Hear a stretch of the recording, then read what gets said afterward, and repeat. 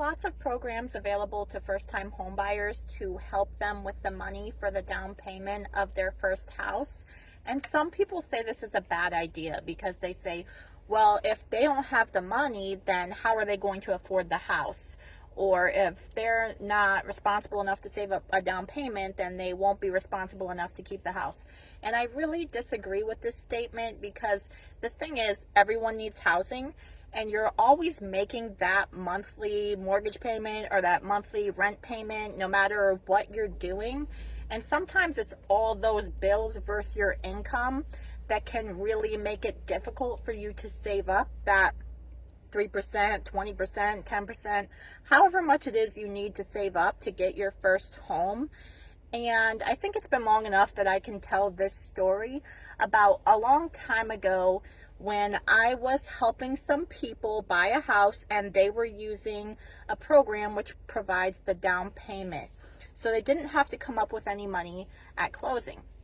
Now, with some of these programs, there's what's called a second underwrite. So the lender says you're approved and everything else, and it really should be good. But in this case, it wasn't. So we were right up against closing, and the lender had made a mistake. Now watch out, he's still doing loans, so watch out for him. But anyway, he had made a mistake and screwed up, and these people could not get their house. And they had told their landlord they were going to be out. They were in trouble. They didn't have the money for a down payment. They were literally going to be homeless.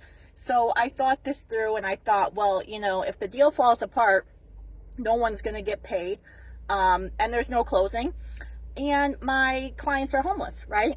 So I said, well, I'll just give my whole commission, and we can use that as the down payment. So that's what I did. So they didn't put money down.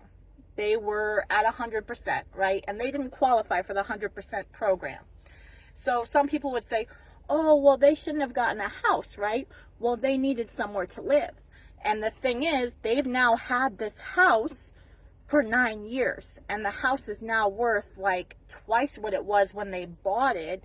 And they've been able to live in it and raise their kids.